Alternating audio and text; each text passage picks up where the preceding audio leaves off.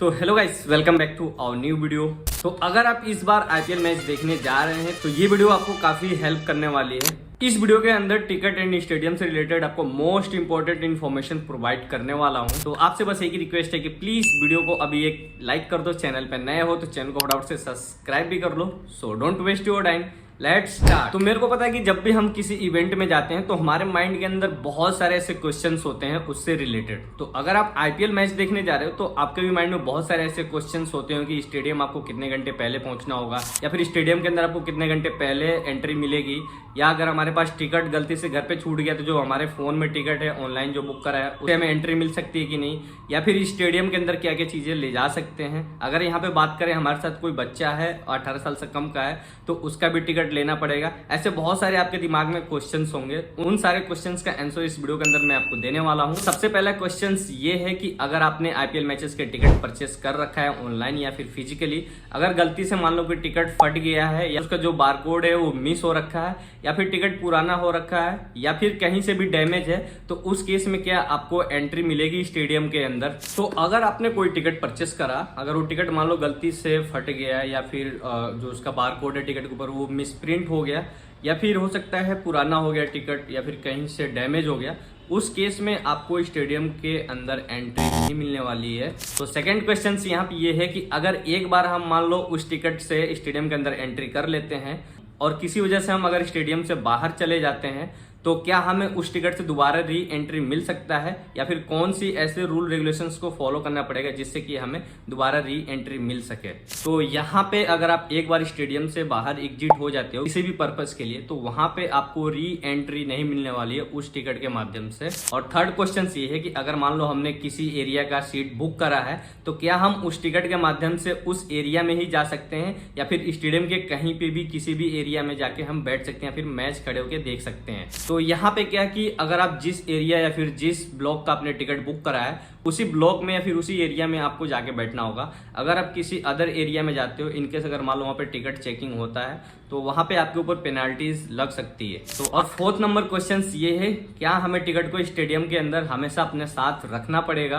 तो बिल्कुल आपको अपना टिकट अपने पास ही रखना पड़ेगा, चाहे आप जहाँ पे भी हो। अगर आप कहीं जाते हो तो भी आपको अपने साथ ही टिकट को रखना पड़ेगा, अदरवाइज हो सकता है वहाँ पे भी आपको कोई पेनाल्टीज या फिर फाइन लग सकता है जब चेकिंग अगर उस दौरान होती है। अगर आपके पास टिकट अवेलेबल नहीं होगा तो उस टाइम पे आपके ऊपर कोई चार्जेस लग सकता है। और फिफ्थ क्वेश्चन है कि क्या सिक्योरिटी चेकिंग के लिए जो भी ऑर्गेनाइजर्स या फिर सिक्योरिटी स्टाफ है वो हमारे बैग या कपड़े चेक करते हैं तो हमें उनके साथ कोऑपरेट करना चाहिए या फिर नहीं करना चाहिए। अगर नहीं करते हैं तो क्या हो सकता है, हमारे साथ एंट्री मिलेगी स्टेडियम के अंदर या फिर नहीं मिलेगी। तो डेफिनेटली आपको उसके साथ कोऑपरेट करना पड़ेगा। अगर आप कोऑपरेट नहीं करोगे तो आपको वहां पे एंट्री के लिए डिनाई कर दिया जाएगा। उस केस में आपको सिक्योरिटी स्टाफ के साथ कोऑपरेट करना पड़ेगा, तभी आपको एंट्री मिलेगी, अदरवाइज आपको एंट्री नहीं मिलेगी। और सिक्स्थ क्वेश्चन ये है, क्या जो टिकट है वो किसी दूसरे के साथ शेयर कर सकते हैं, या फिर जो ओरिजिनल होल्डर है वही केवल इस टिकट को यूज कर सकता है? तो यहाँ पे मैं आपको बता देता हूँ, टिकट को आप किसी के साथ शेयर नहीं कर सकते। जो टिकट होता है उस पर आपका नेम, वो सारी चीजें डिटेल दी होती है, वो टिकट आप किसी अदर के साथ शेयर नहीं कर सकते। और सेवंथ क्वेश्चन से, क्या टिकट को हम सेल कर सकते हैं किसी दूसरे से, या फिर एक्सचेंज कर सकते हैं कि नहीं कर सकते हैं? तो यहाँ पे आप टिकट किसी दूसरे को सेल नहीं कर सकते, बेच नहीं सकते, या फिर यहाँ पे अगर एक्सचेंज की बात करें तो आप यहाँ पे एक्सचेंज भी नहीं कर सकते। अगर मान लो चेकिंग के दौरान अगर आप पकड़े जाते हो वहां पे आपके ऊपर कुछ फाइन्स या पेनाल्टीज लग सकता है। तो ये सारी चीजें रिस्ट्रिक्टेड है, आपको ये सारी चीजें स्टेडियम के अंदर नहीं करना है। और नंबर 8 क्वेश्चन ये है, क्या ये टिकट सिर्फ उसी मैच के लिए वैलिड है? तो यहाँ पे मैं आपको बता देता हूँ, जो टिकट होता है आपके पास जिस मैच का पूरा डिटेल या स्टेटस दिया होता है उसी मैच के लिए वो केवल वैलिड होता है। और क्वेश्चन नंबर 9 ये है, क्या अगर मैच मान लो रद्द हो जाता है या फिर अबॉन्डेड हो जाता है, किसी वजह से कैंसिल हो जाता है, उस केस में जो आपका अमाउंट है कितना आपको मिलेगा, या फिर जो अमाउंट है मिलेगा कि नहीं मिलेगा, उसके लिए कौन रिस्पॉन्सिबल है? अगर मान लो किसी केस में मैच नहीं होता है, कैंसिल हो जाता है या फिर अबॉन्डेड हो जाता है, किसी वजह से अगर मान लो उस मैच में एक भी बॉल नहीं फेंकी गई, पिच पे नहीं खेला गया स्टेडियम के अंदर, तो उस मैच का पैसा आपको रिफंड किया जाएगा। और क्वेश्चन नंबर 10 यहाँ पे ये है, अगर मान लो कोई 18 साल से कम का बच्चा है या फिर छोटा बच्चा है, उस केस में उसको टिकट लेना पड़ेगा। अगर 18 साल से कम का है तो उसके साथ कोई एडल्ट को आना जरूरी है स्टेडियम के अंदर या फिर नहीं। तो यहाँ पे मैं आपको बता देता हूँ, अगर कोई 2 साल से ऊपर का बच्चा है तो उसके लिए भी आपको टिकट लेना पड़ेगा स्टेडियम के अंदर एंट्री करने से पहले। अगर मान लो 18 साल से कम का बच्चा है तो वहां पे उसके साथ कोई ना कोई एक एडल्ट होना चाहिए स्टेडियम के अंदर। अदरवाइज अगर उस बच्चे के साथ कुछ होता है तो वहां पे जो ऑर्गेनाइजर है वो रिस्पॉन्सिबल नहीं है। तो अब बात कर लेते हैं स्टेडियम के जो भी टर्म्स कंडीशन या फिर रूल रेगुलेशन है उसके बारे में, कि अगर आप स्टेडियम के अंदर एंट्री करते हो तो आपको क्या करना है और क्या नहीं करना है। तो सबसे पहला क्वेश्चन ये होता है लोगों के दिमाग में कि जब भी हम कोई मैच के लिए टिकट बुक करते हैं तो स्टेडियम के अंदर कितने घंटे पहले एंट्री करना पड़ता है। तो यहाँ पे मैं आपको बता देता हूँ, मैच शुरू होने से लगभग यहाँ पे 3 घंटे या फिर 2.5 घंटे पहले आपको एंट्री लेनी पड़ती है स्टेडियम के अंदर।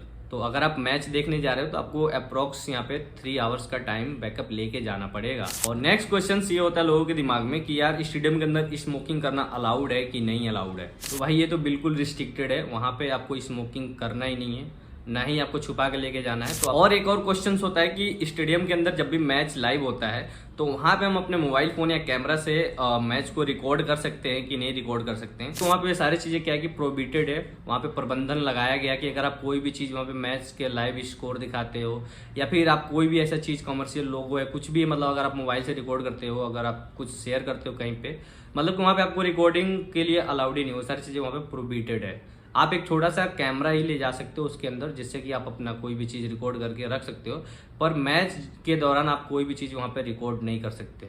और लास्ट क्वेश्चन ये है कि जब भी हम मैच देखते हैं उस टाइम पे अगर कोई सामान चोरी हो जाता है हमारा, जैसे कि मैं बात करूं मोबाइल फोन या कोई भी ऐसा आर्टिकल हमारे पास है, अगर गुम हो जाता है या चोरी हो जाता है तो उसके लिए कौन जिम्मेदार है? हम जिम्मेदार हैं या फिर जो भी ऑर्गेनाइजर है वो जिम्मेदार है? क्या अगर वो खो जाता है तो वापस हमें मिलता है कि नहीं मिलता है, और मिलता भी है तो कैसे मिलता है, उसका क्या रूल एंड रेगुलेशंस है? तो यहाँ पे आप खुद ही रिस्पॉन्सिबल हो। अगर आपका कोई चीज वहां पे चोरी हो जाती है या फिर गुम हो जाता है या फिर लॉस हो जाता है तो वहां पे उसके लिए आप केवल आप ही रिस्पॉन्सिबल हो, उसके लिए ऑर्गेनाइजर वहां पे रिस्पॉन्सिबल नहीं है।